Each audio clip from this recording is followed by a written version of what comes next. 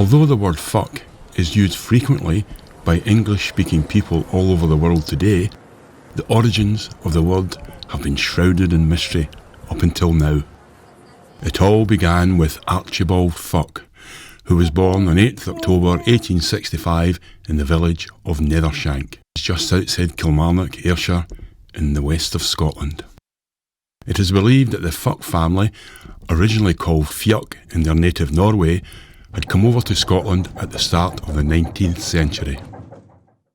Archibald had, by all accounts, a very happy childhood and was said to be academically and athletically brilliant.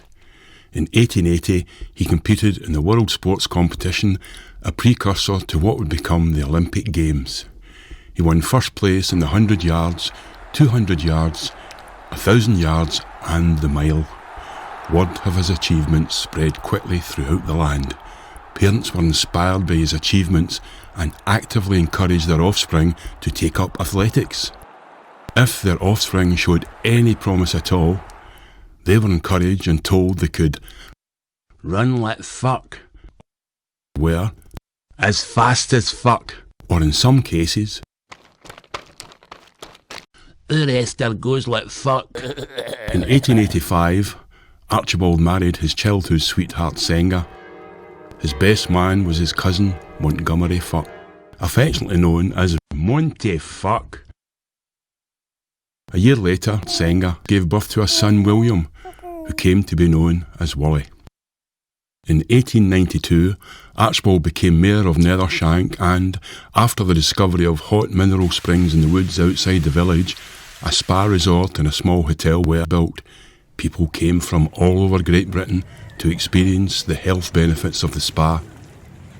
As a tribute to Archibald's contribution to the astounding improvement in the prosperity and wealth in the area, the Lord Mayor's Society decided to rename the village of Nethershank to Fuck. From then on, throughout Great Britain, if a person felt poorly or in need of rest, friends or family would advise them to get to fuck, or get yourself to fuck, or away to fuck. After the success of the spa and the surrounding area, the British Treasury decided to introduce a new currency into circulation. The 1 fuck note was born. Unfortunately, the currency never took off and was withdrawn shortly thereafter. From then on, if something was deemed to be of a low value in matters financial, people would say, "It's no worth a fuck." In 1899, when the Second Boer War began in Africa, the Army Recruiting Office encouraged parents to have their sons enlist to fight for the British Empire. At the time, one of Archibald's neighbours had said to him, "So your son will be going to fight in the war, aye?" "Wally Fuck," replied Archibald. "Aye, I ken that's his name." "No, you don't understand. You're asking me will he fight, and I'm saying to you, Wally Fuck." Archibald refused to let his son fight, and the dissatisfied Army Recruiting Officer at the time said to Archibald, "So you couldn't give a fuck?" "Correct," said Archibald succinctly. "By the way, if I had another son, I wouldn't give him to you either." "So you really couldn't give 2 fucks?" So ultimately, no fucks were given towards the war effort that day.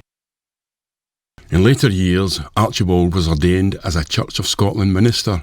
His parishioners frequently referred to him after that as Holy Fuck.